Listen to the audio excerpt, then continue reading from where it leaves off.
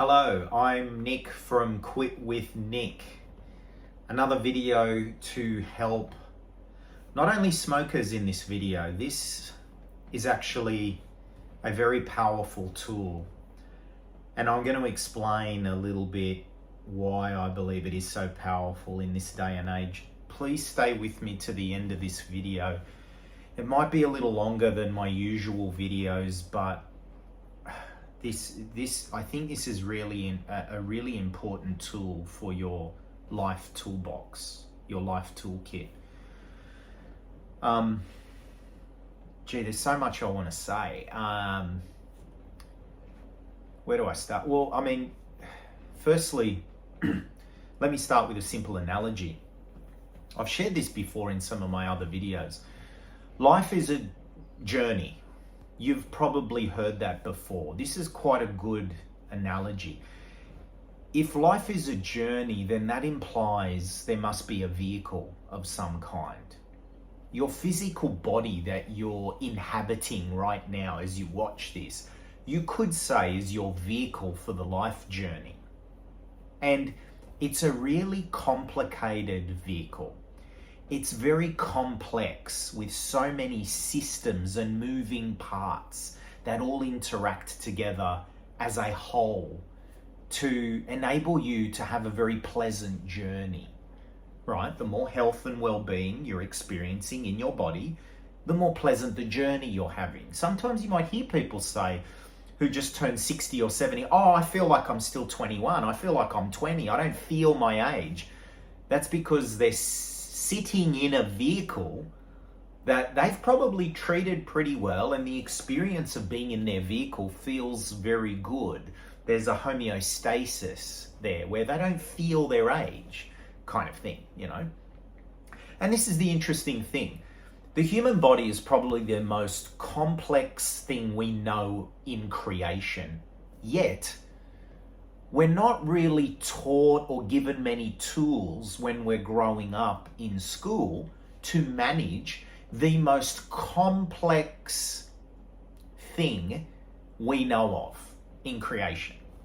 At school, we're taught, the reading, writing, and arithmetic, and geology, geography, and mathematics, and science, and literature, and history.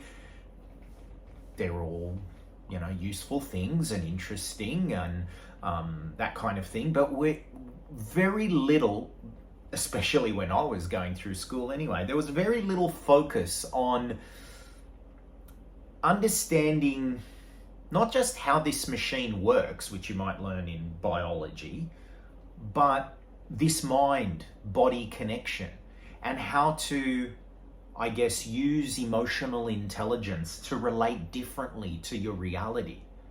And this is something that was not touched on at all. There were very little life skills that were shared that I learned. It is changing a little bit these days. Some kids are learning meditation and mindfulness in school. Schools have finally come around to appreciating how important it is for that. But back when I was at school, and look, I'm pushing 50, none of that emotional intelligence was ever included in the curriculum. It was all about what you needed to know and memorize and facts and figures to regurgitate on a test. And then if you regurgitate and memorized that well, then you got a good mark, and etc. If I had my time again, if I had done a speed reading course and a memory course, those two things would have made me a Stephen Hawking genius kind of thing, intellectually, but not emotionally kind of thing. You have to learn all that on your own. So when you leave high school and you go out in the big bad world and you're confronted with the responsibility of what life inevitably throws at you, if you haven't been taught and given tools for your toolbox, well then inevitably you're going to go to your crutches, aren't you? And they're all out there, drinking, gambling, eating, binge watching, losing yourself in your phone and your technology, and addictions and drugs and smoking. And is it any wonder that we will go for quick relief to these quick fixes when we weren't taught, we weren't given a manual on the most complicated machinery we inhabit? So this powerful tool, technique, I'm going to share with you here, stick with me, I'm getting there, is going to be like, to extend the analogy of vehicle even further, some people will carry with them in their car an emergency toolkit. I mean, not many I've heard, but you might carry some, or imagine this analogy, you've got an emergency toolkit if your vehicle were to break down.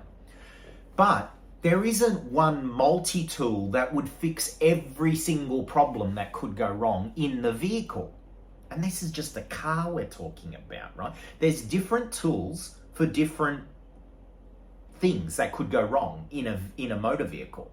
So this tool I'm about to share with you, it's up to you to decide how and when to use it, in what circumstances and settings. But the way I like people to frame this tool when I occasionally share it is that it's a lifestyle skill. And the more you practice it occasionally, the more you'll get the benefit out of it. And then you'll get to a point where your intuition will take over and you don't have to do it often, but you'll know when to do it. You'll just have an intuitive sense of when, I feel like I could use that right now, that tool, that technique kind of thing. So this tool, let me share with you, it isn't something that, I haven't just repackaged something I've heard from another guru.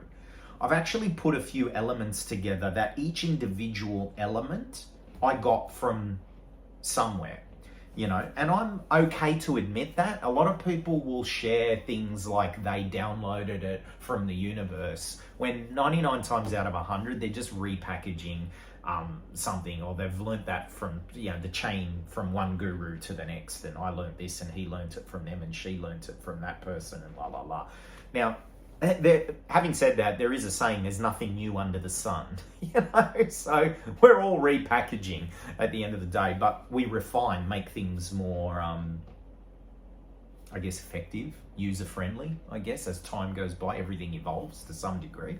So this technique, I wanted to do this video because I usually only share this with certain people when they see me, but to be honest, it's too powerful to just keep. So I wanted to just put it out there. Now, you might be listening to this. Maybe I've recommended this to you, this technique.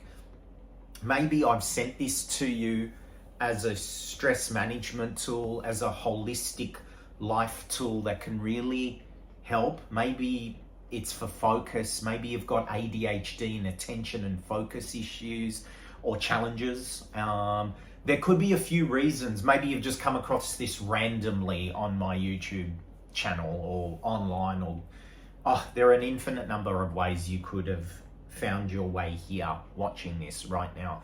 But rest assured, I believe you're always in the right place at the right time, even though it might not seem that way. So just sort of, lend a little faith in that, that you're in the right place at the right time watching this.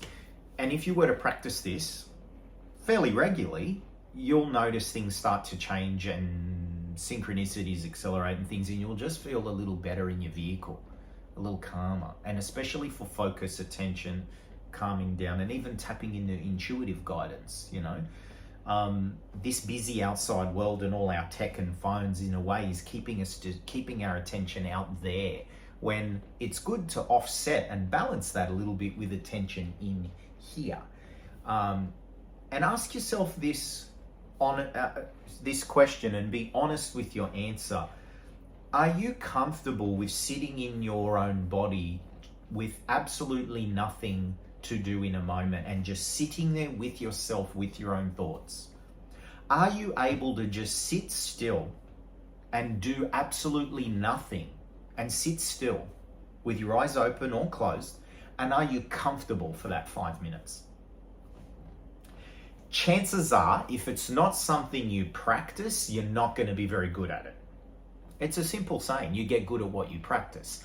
The more you practice something, the better you get at it, right? So this is particularly good for people that might have attention issues, because we now live in a day and age where unless you're doing something to foster good attention, it's not something you're gonna have. You're just not gonna have it these days because of the world we're in and so many things trying to get our attention. 20, 30 years ago, ADHD, attention deficit, wasn't really a thing because we lived in a different kind of culture where our attention wasn't trying to be bought so much by advertisers or social media or whatever it is. So, it's just like, if you don't exercise, you wouldn't expect to have fitness. You might not be ill, but you wouldn't be fit. Just because you've got a body, it doesn't mean you're necessarily fit. Just because you've got a brain and a mind, doesn't mean you're naturally going to have focus. It's something that we all need to practice these days. Otherwise, you're not going to have it. It's simple as that. The number of people I see over the last few years that have shared with me they have attention issues, attention deficit, honestly, it would shock you. So this technique is particularly useful for those that may be challenged with that or just general stress, especially a wandering mind, a mind that is overactive. And I've heard it so many times that people, when they get home, they will engage in certain rituals, habits, behaviors that can turn into addictions to calm down, relax, take the edge off, unwind. This is something that can do that powerfully for you, and you don't need any substance, no food, nothing to drink, nothing to watch, nothing in your hands, nothing, right?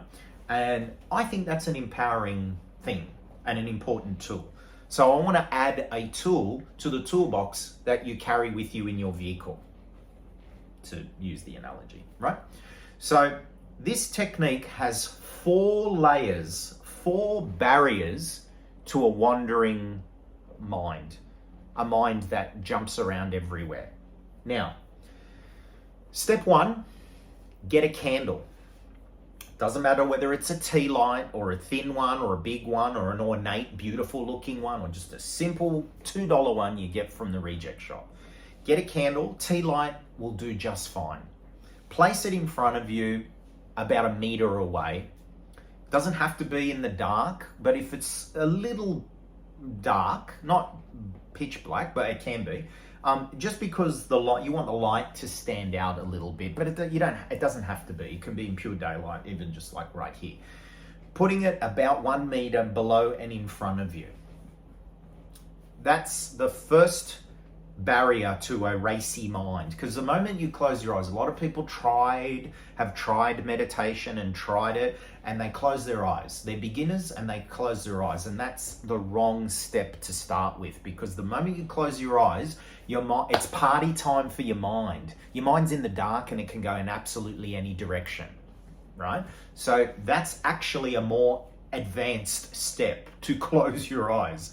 Because once you close your eyes, you need to be trained at holding your focus and attention somewhere when your eyes are closed. So a candle flame right in front of you gives you a visual anchor point, something to hone in on, look at. So the moment your mind starts to wander, bring it back to the flame.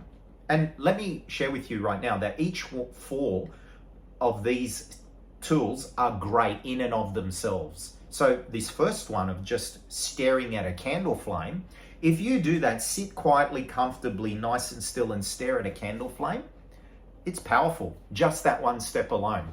Why? Because you're bringing yourself into a hypnotic trance just by staring into flame. You can do self-hypnosis by staring into any vacant spot on the wall there behind my phone and la la, but there's something naturally special, deep, profound that communicates with humans, I think, on a deep level when you're staring into any source of light. A light globe, a candle flame, a fireplace, a campfire. There's naturally something trancy and it draws you in, staring into light. Like I saw the light at the end of the tunnel. There's something trancy about that. Might go back to our evolutionary history when we discovered fire for the first time. And it's one of the 4 major elements: earth, air, fire, water. Fire, it's pretty deep. It runs pretty deep, I believe, evolutionary speaking. stare at a candle flame. Sit still, stare at a flame. The moment you find your mind has gone to a thought, flame.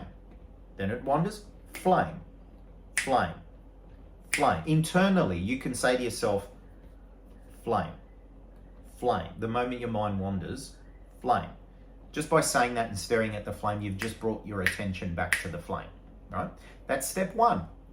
Step two, as you're looking at the flame, is tap on the thymus gland. I'm wearing my Iron Man Arc Reactor shirt here, appropriately. Right here, about an inch from this divot you've got here in your throat, about an inch down, just behind the breastplate, you have the thymus gland. The thymus gland is responsible for building your immune system when you're young. That's a very important gland. And when you tap on it, you do get some health benefits. It reduces cortisol. Tapping here at about this pace. Tap, tap, tap, tap, tap, tap, tap, tap, tap, tap. Just by tapping there, even if you don't have a candle flame, just follow along with me. Just tap at this pace. Tap, tap, tap, tap, tap, tap. Like I said, each one of these techniques in and of themselves, by themselves, without using them all together, is powerful. It's a little harder to have a wandering mind when you feel something tapping on you, like your own hand on your chest. I mean, you can do it, but you've got to work a little harder. You know how I said there are 4 barriers to the wandering mind? Staring at the candle flame is one, tapping on your chest. There's 2 walls of protection I've discussed so far. Tapping on the thymus gland can help the thymus gland release hormones and chemistry that is very beneficial for your body. Can help you just take the edge off, helps reduce the intensity of a negative emotion in the moment. That's number 2. Number 3 is just humming.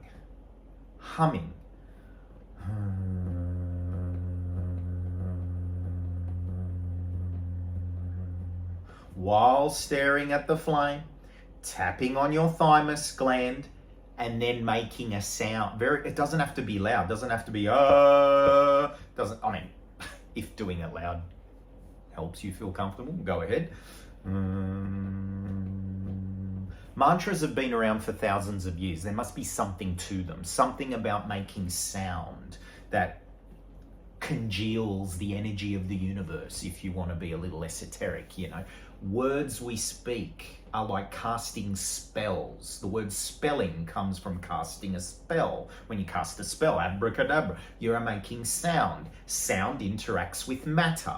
The opera singer who, woo, and the glass cracks, there's evidence of how sound can actually interact with matter. Sound is vibrational. The essence and atoms of who and what we're made of, deep down on a molecular, materialistic level, is frequency, vibration, sound. Well, that's why music is so popular. Sound healing is a thing. Sound is very powerful. So as you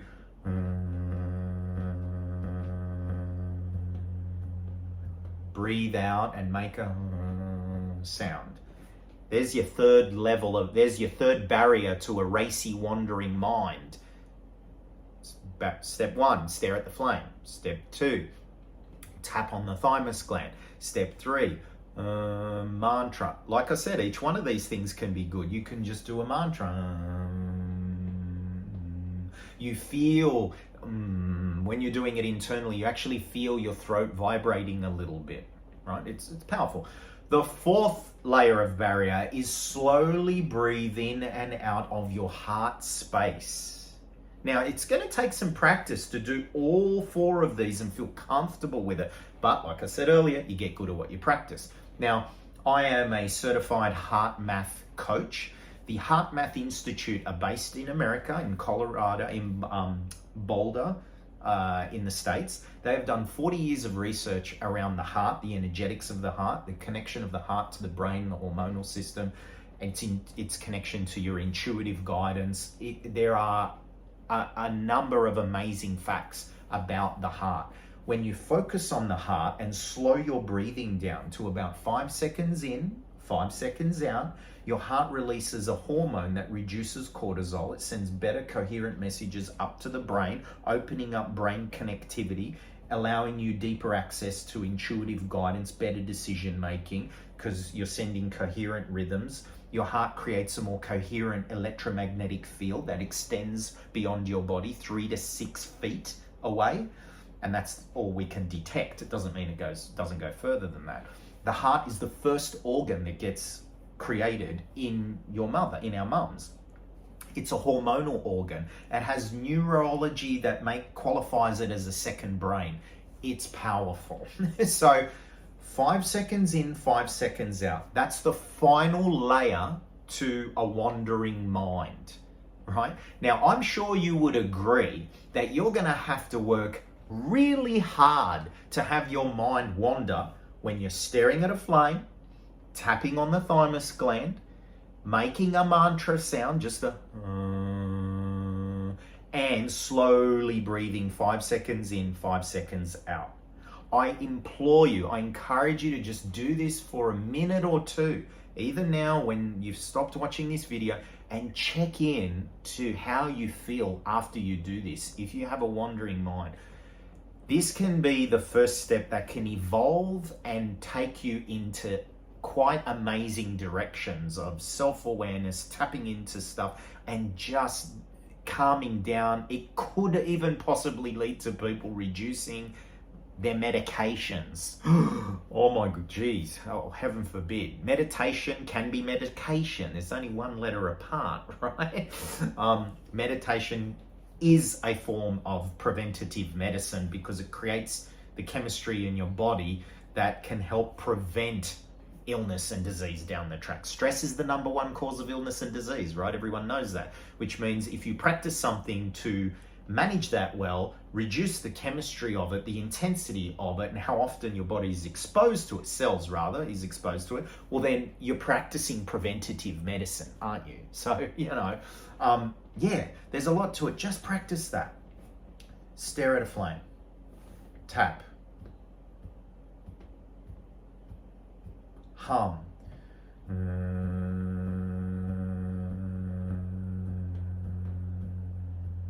Breathing through the heart, focusing on the heart. 5 seconds in, 5 seconds out.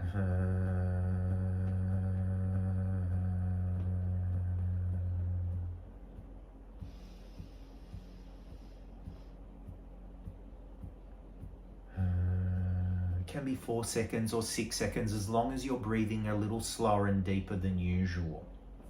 Comment below if you're practicing this, what you're noticing and feeling. If you want other little tips, tricks, and mind hacks and stuff, just subscribe. I hardly ever say subscribe, but if you want to, it's there for you.